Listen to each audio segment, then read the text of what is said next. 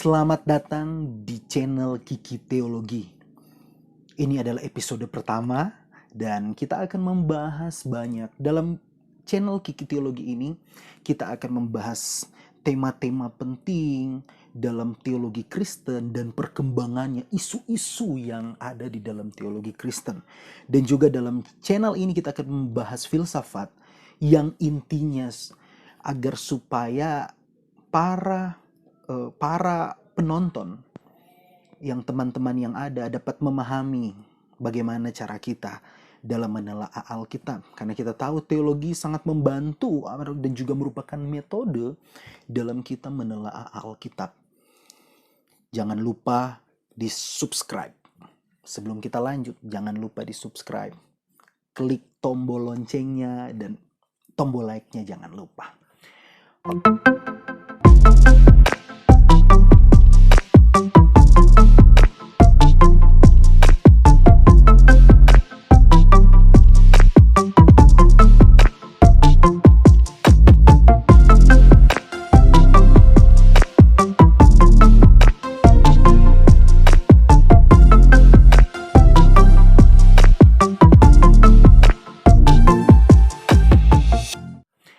Oke, saat ini saya berada di tempat belajar saya, atau ya bisa dikatakan perpustakaan mini keluarga kami. Dan di sini banyak saya merenungkan tentang aspek-aspek tentang Alkitab dan saya belajar. Saya juga masih belajar. Mari sama-sama kita belajar.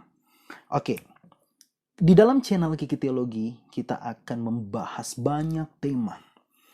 Banyak tema karena kita tahu teologi itu sangat luas dan kita akan membahas banyak tema-tema teologi dan filsafat.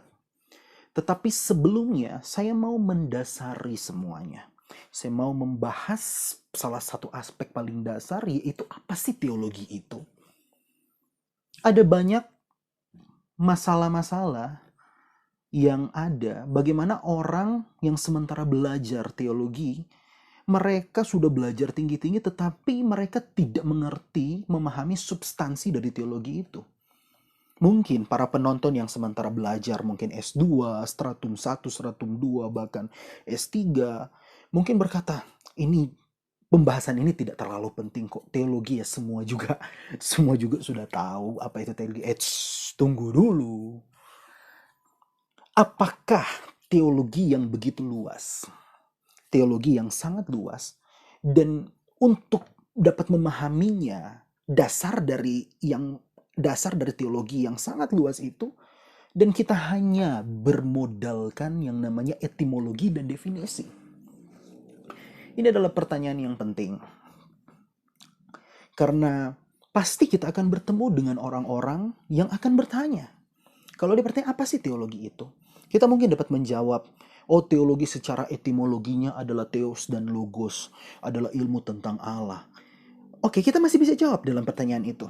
Tetapi ketika mulai masuk ke arena epistemologi, mereka mulai bertanya, terus bagaimana formulasi dari teologi itu? Terus bagaimana sih cara kerja teologi itu? Kenapa sumbernya adalah Alkitab? Dan kenapa hal itu yang menjadi penting ketika kita mau menjelaskan ke orang? Karena orang tidak akan pernah puas kalau kita memberi jawaban hanya dari aspek etimologi dan definisi. Ingat, teologi itu sangat-sangat luas. Nah, dengan pembahasan episode pertama ini, kita akan melihat secara detail, secara apa saya akan mencoba menerangkan bagaimana sih teologi dan epistemologinya atau aspek penting dari keilmuan teologi ini. Teologi, theos, dan logos. Itu adalah etimologinya. Theos Allah, logos itu pengetahuan akal budi. Dan orang secara umum orang mengartikan itu menjadi keilmuan yang mempelajari tentang Allah. Jadi ketika ada sampai di aspek keilmuan atau pengetahuan, logos itu, yang perlu kita sadari di sebelum abad ke-13, orang-orang tidak menyukai ketika pengetahuan itu digunakan di dalam teologi. Agustinus, seorang filsuf dan seorang teolog, dia membagi dua akan aspek yang namanya dalam aspek pengetahuan ini, yaitu sapientia dan yang namanya scientia. Sapientia ini adalah hikmat dan scientia ini pengetahuan. Ketika berada dalam penalaran teologi, Agustinus tidak menyukai dengan menggunakan pengetahuan. Jadi dia agak tidak suka. Dia lebih suka ketika dalam penalaran teologi kita menggunakan yang namanya sapientia atau hikmat. Secara jelas sebenarnya Agustinus menantitesiskan pengertian yang sebenarnya ada dalam benak banyak orang ini adalah sama, hikmat dan pengetahuan. Tetapi dari sini kita dapat membedakan yang mana orang yang sekaliber Agustinus aja sudah mulai membedakan antara pengetahuan dan hikmat. Dan dia berkata bahwa teologi itu adalah penalaran yang bersifat ilahi, transenden, adikodrati. Nah, sedangkan kalau scientia atau pengetahuan mungkin hanya kepada objek-objek yang akan diteliti yang dapat kita lihat dan dapat dipahami secara rasional dan juga dapat kita rasakan secara empiris atau secara pendekatan indrawi. Agustinus mulai membedakan di sini. Dia mengantitesiskan dan dia mulai mengangkat status dari yang namanya penalaran secara teologi karena ini bersifat ilahi. Thomas Aquinas juga dia berkata bahwa teologi adalah the mother of science dari keilmuan karena memang dia mempelajari aspek-aspek yang bersifat transenden, yang supra. Sekarang timbul pertanyaan kepada kita. Jika teologi adalah hal seperti itu, apakah mungkin teologi dapat bersifat praktis? Teologi dapat bersifat praktis sedangkan dia ini berbicara ilmu. Orang menghabiskan berapa tahun untuk mendapatkan sarjana teologi. Terus, kenapa seperti itu? Apakah dia tidak seharusnya bersifat praktis? Atau pertanyaan saya putar. Kalau teologi itu bersifat praktis, kenapa mungkin dia disebut sebagai keilmuan? Dari situ kita dapat mengerti sebenarnya teologi ini adalah aspek yang sangat luas. Saya sedikit teringat tentang tulisan dari Profesor K. Barthes di dalam bukunya yang berjudul The Greek Philosophy atau Sejarah Filsafat Yunani. Di situ dia mengangkat pada tahun 384 sampai 322 sebelum Masehi, seorang filosof dan polimatik dari Yunani yang sangat terkenal pada periode-periode klasik yang kita kenal semua itu Aristoteles. Dia sudah membedakan mana yang disebut filosofos atau yang disebut teologio atau seorang teolog. Dia mulai membedakan di sini. Bisa kita bayangkan pada zaman itu sudah bisa dibedakan mana orang yang akan melakukan penalaran, orang yang berkecimpung di dalam pengetahuan dan di dalam yang aspek-aspek yang bersifat iman tentunya, karena aspek teologi itu adalah bagaimana mendasarkan rasional kita didasari kepada iman. Berbeda dengan kalau kita berbicara filsafat ketuhanan, itu bagaimana dia mendudukkan perkara Tuhan itu kepada sesuatu yang akan dinalarkan secara rasional, atau saya bisa katakan dia mempelajari tentang Tuhan. Tuhan itu didasari oleh full rasional. Nah, kalau teologi kan berbeda. Kalau teologi bagaimana kita mendasari semuanya dari iman. Percaya dulu dari aspek iman itu baru kita mengejar realitas dan mempelajari tentang Allah. Jadi kalau dalam filsafat ketuhanan itu sangat jelas yang mendominasi adalah yang namanya rasio. Tetapi kalau dalam teologi, rasio itu tetap penting, tetapi harus didasari dengan yang namanya iman. Nah, K. Barthes dia mulai membedakan dengan dia mengatakan bahwa Aristoteles sudah membedakan. Karena Aristoteles berkata bahwa seperti penyair-penyair. Karena kita tahu filsafat itu dia bukan dari lahir begitu saja, tetapi dari aspek peradaban Yunani kuno, di mana sebelum ada filsafat itu ada mitos, mitologi. Nah, orang-orang Yunani dulu itu sangat suka dengan yang namanya mitos-mitos dan mereka menjadikan itu sebagai acuan agama mereka. Nah, dari mitos-mitos itu tercipta yang namanya mitos kosmogonis dan kosmologis. Nah, dari situ mulai cikal bakal dari filsafat itu. Jadi mereka membedakan ketika berbicara aspek mitos-mitos, yaitu syair-syair. Syair-syair itu sudah berbicara tentang aspek-aspek iman mereka pada saat itu. Jadi Aristoteles sudah membedakan yang mana dulu ada penyair-penyair mitos-mitos itu seperti Hesiodos dan Perikedes. Mereka ini sudah dikatakan sudah bukan mereka ini tidak dikatakan sebagai filosof tetapi sebagai teologiu. Sedangkan kalau filosofos dalam bahasa Yunani seorang filosof itu seperti Pitagoras dan lain-lain. Mereka adalah orang-orang yang secara apa berbeda, yang mana itu filosof dan seorang teolog. Apa sih yang menjadi pengertian umum? Ya kita tahu semua itu adalah ilmu tentang Allah. Jadi secara umum ilmu tentang Allah. Tetapi apakah kita dapat mempersempit? Saya rasa tidak. Karena ingat, Allah orang Kristen itu adalah Allah yang aktif. Dia sangat aktif. Sehingga definisi itu harus diperluas supaya dapat mencakup karya-karya Allah yang ajaib. Karya-karya dia, revelation yang ada. Konteks-konteks ilahi ini sangat luas. Sehingga tidak cukup kalau kita hanya mendasari dari hal itu.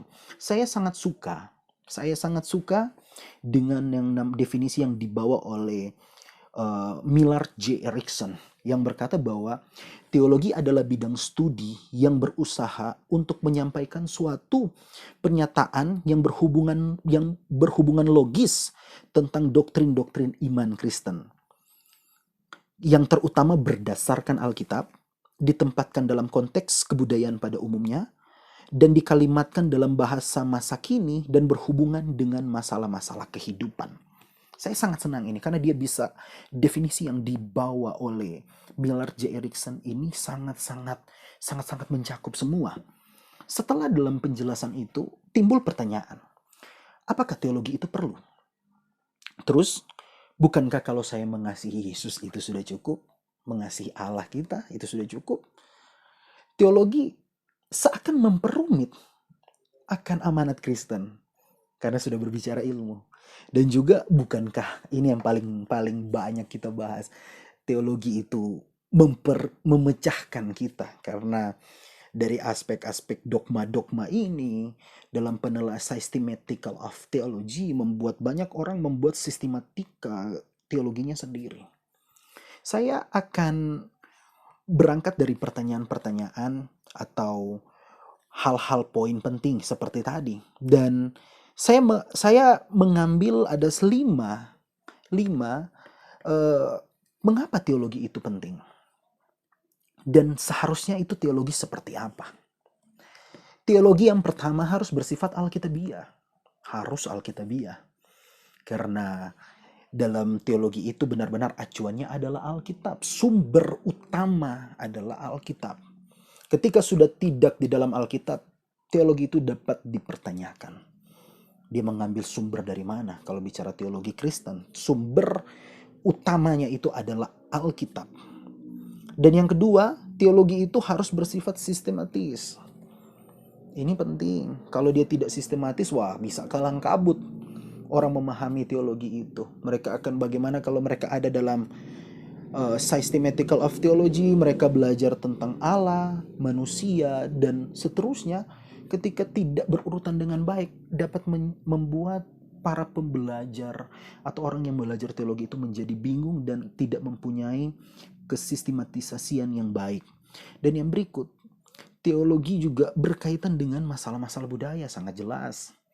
Konteks-konteks budaya itu harus diangkat karena bagaimana Alkitab itu sangat relevan, tetapi kita juga dapat memposisikan Alkitab itu lebih dekat dengan perubahan peradaban-peradaban yang progresivitasnya sangat-sangat dampak dan sangat kelihatan dan sangat cepat. Yang juga teologi harus bersifat praktis. Nah, teologi harus bersifat praktis. Ini memang menjadi sesuatu yang sangat susah karena saya katakan itu adalah sebuah keilmuan yang bagaimana dengan keilmuan itu kita dapat mempraktiskan teologi itu. Dengan demikian kita dapat mengerti Dari sini kita dapat mulai mengerti formula penerapan teologi yang sebenarnya teologi ini bukan hanya sebatas ilmu, tetapi bagaimana dia mau membuat kita mengerti akan hal-hal yang baik dalam koridor-koridor yang terukur. Itu sangat penting. Saya memberi 5 poin terhadap pentingnya teologi. Saya memberi 5 poin. Yang pertama, secara cepat, teologi itu penting karena kepercayaan doktrinal yang tepat. Penting, sangat penting dalam hubungan kita dengan Allah. Jadi kepercayaan doktrinal yang tepat itu sangat penting antar hubungan kita dengan Allah. Kita mempunyai Allah itu sangat-sangat luar biasa. Dan bagaimana sesuatu itu tepat sasaran dan sesuatu itu benar-benar diangkat secara baik dan penelaannya baik dan sehingga menghasilkan doktrin yang memang murni. Nah, itu sangat berpengaruh dalam kehidupan kita. Bagaimana kita hidup, iman kita itu juga diperkuat oleh doktrin-doktrin yang ada. Bisa kita bayangkan kalau kita iman kita bertumbuh dari ajaran-ajaran doktrin-doktrin yang tidak alkitabiah. Itu sudah pasti berbahaya. Dan juga berikut, teologi penting karena kebenaran dan pengalaman itu berkaitan. Kita tahu bersama bahwa kekristenan itu paling banyak hadir dalam yang namanya keluarga, di mana kita terlahir sebagai orang Kristen. Itu paling banyak. Bagaimana orang tua kita adalah orang Kristen dan kita lahir di dalam keluarga Kristen. Jadi yang secara de facto atau kita lihat secara aspek diakronik, kebenaran dan pengalaman ini sebenarnya berkaitan dari aspek itu. Kalau ditinjau dari genealoginya, silsilanya sangat jelas bahwa benar-benar aspek akan pengalaman ini. Karena dari situ tercipta pengalaman. Ketika orang tua dalam keluarga itu mempunyai fondasi iman yang kuat, otomatis itu akan mempengaruhi anak itu dalam pertumbuhan imannya, dalam pengenalan dia akan Tuhan. Jadi sangat dekat yang namanya pengalaman dan kebenaran itu. Nah, teologi dibutuhkan. Ini yang keempat. Teologi dibutuhkan karena saat ini pada zaman yang penuh dengan banyak pilihan. Banyak pilihan zaman ini. Kita mau hidup seperti apa di zaman ini, itu terserah kita. Kita mau hidup seperti apa. Di dalam kehidupan zaman seperti ini, itu banyak pilihan-pilihan. Kita mau hidup dengan gaya sekular, atau kita mau hidup dengan aspek-aspek humanistik yang tinggi, atau menjadikan manusia itu sebagai objek yang tertinggi, dan juga dengan munculnya metode-metode ilmiah, yang metode-metode kritis yang menggali, mengobservasi Alkitab, tetapi melupakan aspek-aspek ilahi atau wahyu ilahi yang ada di dalam Alkitab, itu sangat berbahaya. Ketika mereka mengobservasi Alkitab dan menggunakan aspek rasio mereka berlebihan dan melupakan akan aspek-aspek wahyu ilahi, itu sangat-sangat berbahaya. Jadi pemikiran manusia kan yang kita tahu itu selalu berkembang. Selalu berkembang. Zaman berubah, pemikiran berubah, peradaban berubah, aspek-aspek sosial berubah, mempengaruhi pemikiran manusia. Nah, bagaimana kita mau menjaga kerelevanan dari Alkitab ini? Agar Alkitab ini tetap diterima oleh progresivitas pemikiran orang, kelogisan yang sangat-sangat berkembang dengan pesat. Makanya Alkitab harus kita jaga supaya tetap relevan. Karena kita harus sadari bahwa kita hidup di dalam banyak pilihan. Yang terakhir adalah ada gap antara kita dan Allah. Ada gap antara kita dan Allah. John Locke, seorang filsuf Inggris, membagi pengetahuan itu ada 3. Yang pertama rasional, yang kedua kontrarasional, dan yang ketiga suprarasional. Nah, kita ini ada di rasional. Kalau kita lari mungkin satu menit mungkin 100 meter, itu masih masuk akal. Tapi kalau kita lari 1 menit, kita lari 2 kilo, itu mulai kontrarasional. Kalau kita lari dalam waktu 1 menit dan kita dapat mencapai jarak tempuh sampai 2 kilo, nah itu mulai kontrarasional. Mulai agak nak masuk akal. Tapi kalau dalam 1 menit kita bisa lari misalnya 100 kilo, itu mulai yang namanya suprarasional. Dan Allah yang transcendent itu berada pada aspek yang supra. Dan kita ada di bawah. Nah, fungsi teologi itu bagaimana dia dapat menyambung sehingga kita dapat mengerti Allah dengan benar. Ada gap, hati-hati dengan gap itu. Nah, itulah teologi dan kebenaran firman Tuhan tentunya yang paling utama supaya kita dapat mengerti antara kita dan Allah dan kita dapat memahami dengan benar. Dan yang paling penting, teologi itu dapat menjaga patron rasionalistik kita, rasio kita dalam menelaah Alkitab. Teologi mempunyai fungsi untuk menjaga supaya ada batasan-batasan penting bagaimana kita mau menggunakan koherensi logis kita dalam menelaah Alkitab. Bagaimana kalau orang tidak memahami aspek-aspek penting Alkitabiah atau teologi yang baik ketika dia secara langsung mau menelaah Alkitab?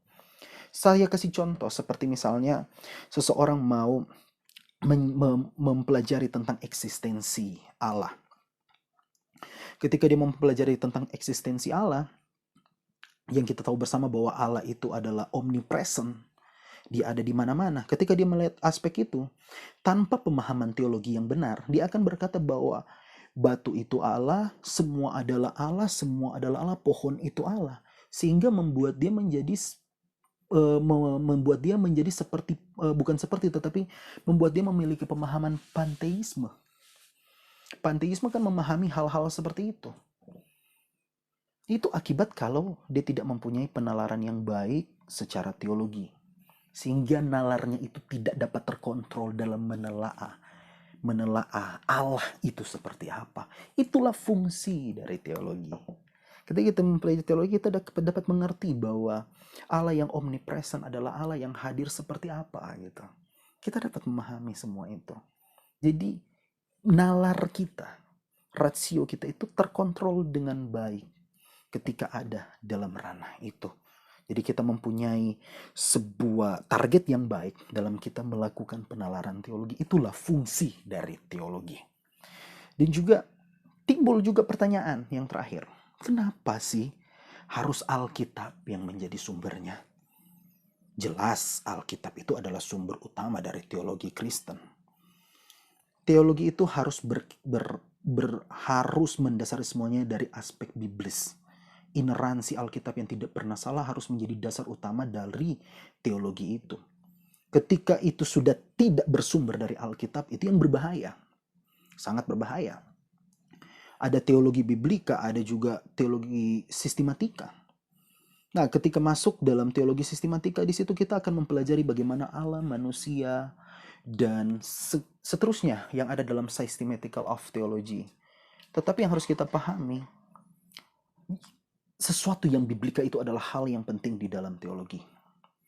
Itu harus berdasarkan Alkitab. Itu yang paling utama. Itu adalah pengetahuan yang sebenarnya. Pengetahuan paling utama adalah Alkitab. Kanon tertutup 66 kitab. Itu adalah yang paling utama. Alkitab sangat penting. Karena di dalam teologi itu kita akan mempelajari Allah. Yang Allah di dalam ketrinitasannya. Yaitu 3 dalam 1 hakikat. 3 dalam 1 hakikat. Itu sangat-sangat mempunyai banyak aspek yang harus kita lihat dari Allah yang Trinitas ini. Seperti kalau kita mau melihat Yesus. Yesus yang memang menjadi pokok bahasan dari teologi. Kalau kita melihat teologi secara biblika, bagaimana nubuatan dan penggenapan sang tunas Daud ini, aspek-aspek ini kan yang harus diangkat teologi. Dan Alkitab itu adalah menjadi sumber yang paling utama dalam mengangkat Yesus itu. Jadi bagaimana kita mempelajari Yesus yang secara faktanya atau secara realitasnya yang ada, Yesus itu cuma ada dalam Injil-Injil sinoptik. Injil sinoptik itu Matius, Markus, Lukas, dan Injil Yohanes. Di mana kita tahu dalam Injil Yohanes itu mempunyai high kristologi, di mana sang logos itu benar-benar sebagai firman, itu ada di situ. Kalau bukan rujukan dari teologi itu bukan Alkitab, bagaimana kita mau mengetahui? Sedangkan Yesus tidak ada dalam sumber-sumber yang lain. Yesus cuma ada di dalam Alkitab. Jadi sangat penting bahwa rujukan seorang yang belajar teologi itu adalah Alkitab. Kita mau berbicara Yesus, kita mau berbicara Allah, semuanya ada di dalam Alkitab. Bagaimana kita mau mengetahui bara, konteks-konteks penciptaan, ex nihilo creatio, ex nihilo. Aspek-aspek ini hanya kita temui hanya di dalam Alkitab. Semuanya itulah teologi Kristen. Dengan video ini, episode pertama, saya berharap teman-teman semua dapat mengerti epistemologi dari teologi. Bukan hanya membatasi teologi itu memahami dalam aspek etimologi dan definisi. Saya sudah katakan tidak cukup yang luas. Teologi ini sangat luas. Teologi Kristen sangat luas. Dan pembahasan Allah orang Kristen itu adalah Allah yang aktif. Jadi harus mencakup semuanya. Dengan kita mempelajari tadi, formulasi teologi seperti apa. Tadi saya sudah jelaskan pentingnya teologi. Bagaimana kegunaannya, cara kerjanya bagaimana. Saya berharap dengan penjelasan itu dapat membuat saudara memahami bahwa teologi itu seperti apa. Saudara bukan hanya mengerti secara etimologi, definisi, tetapi mengerti bagaimana cara kerjanya atau aspek-aspek yang bagaimana formulasi teologi itu dapat kita raih. Oke, inilah episode pertama dari Kiki Teologi. Sampai jumpa di episode-episode selanjutnya. Dan jangan lupa subscribe, aktifkan tombol loncengnya, dan like-nya jangan lupa. Oke, Tuhan Yesus memberkati. Haleluya, haleluya, haleluya.